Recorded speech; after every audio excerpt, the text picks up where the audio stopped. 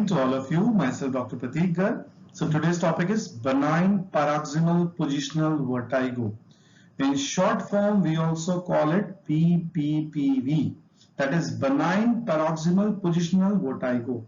By definition itself, it suggests it's a benign disease with a paroxysmal and positional vertigo.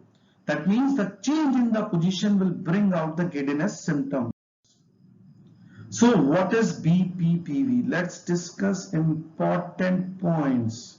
So BPPV, here the sense of giddiness or the vertigo occurs in BPPV which lasts only for few seconds, and it is associated whenever the patient head is kept into a certain position.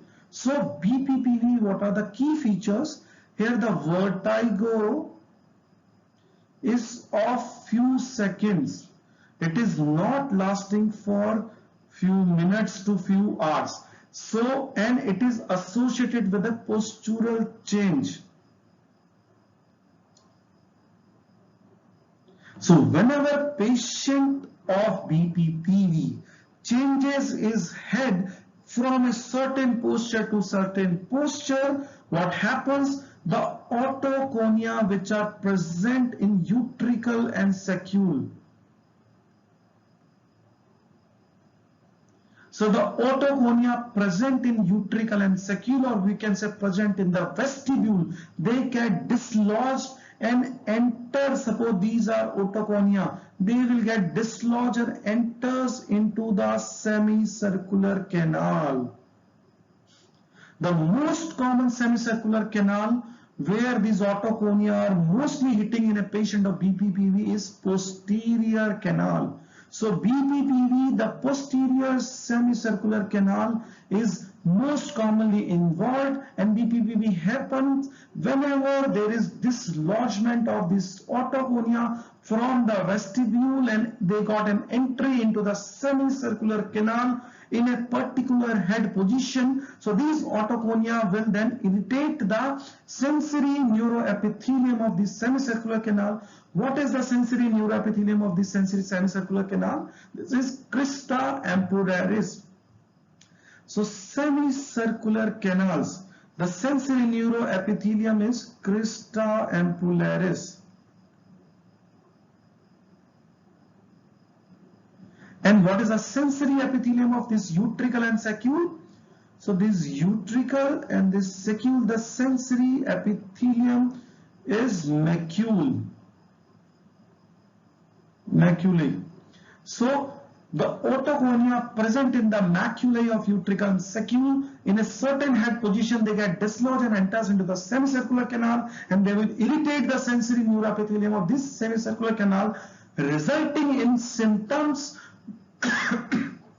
like giddiness associated with nausea and vomiting in a particular head position, and this is known as BPPV, that is benign paroxysmal positional vertigo, a vertigo which is occurring in a particular head position because of irritation of semicircular canal, and the most common semicircular canal affected is posterior semicircular canal.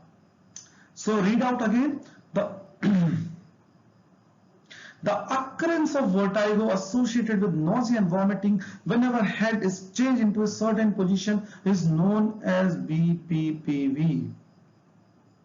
Here the vertigo lasts only for few seconds and associated with nausea and vomiting. What will be the symptom? Symptoms will be episode of dizziness and sensation of spinning of head with certain hand movements. Patient will also have the loss of balance, nausea, vomiting and light-headedness. Important point is there will be no hearing loss. If any of the vertigo is associated with hearing loss, so this can't be BPPV. So BPPV particularly consists of only vertigo associated with nausea and vomiting. There will be no hearing loss or no other neurological symptom. It occurs because of displacement of otolith, that is a calcium carbonate crystals, from utricle saccule in the semicircular canal, mainly posterior semicircular canal. So how we can diagnose? So diagnosis, D is for D. So for the diagnosis, it is Dix-Hallpike maneuver, important, has been asked in the exam. And what is the management part? Management part consists of Apley's maneuver. So for the diagnosis of BPPV, there is Dix-Hallpike maneuver, and for the management of the treatment part, we do Apley's maneuver. So this is a diagram, a pictogram showing the Dix-Hallpike maneuver. So where we can see, get the diagnosis of the BPPV. In this, the patient is firstly made up in a sitting posture and tilted head to the one side at the angle of the 45 degree. Then examiner will ask the patient to get into a supine position with the head tilted in the 45 degree, and when again he tilt his head, so the patient will have a feeling of vertigo. So what is this test doing? From the sitting posture at an angle of 45 degree, when the patient is being taken to supine position with an angle of 45 degree of the head, this otoconia will dislodge and irritate the posterior semicircular canal, and thus the symptom of vertigo, nausea, vomiting will be produced. So you don't have to remember the complete procedure, but the important part is for the diagnosis of BPPV, Dix-Hallpike maneuver is there. And for the treatment part is Apley's maneuver. In Apley's maneuver, the first 2-3 steps are same of like the Dix-Hallpike maneuver, where the patient is being turned from sitting position to supine position with the head an angle of 45 degree. Then again head is turned 180 degree towards the opposite side. So what to remember, the Apley's maneuver is for the treatment part and Dix-Hallpike maneuver is for the diagnosis part. BPPV, there is never any hearing loss, no other neurological symptoms, only the vertigo associated with the postural change, associated with the nausea and vomiting, and here vertigo will last only for few seconds. It will not continue for few hours.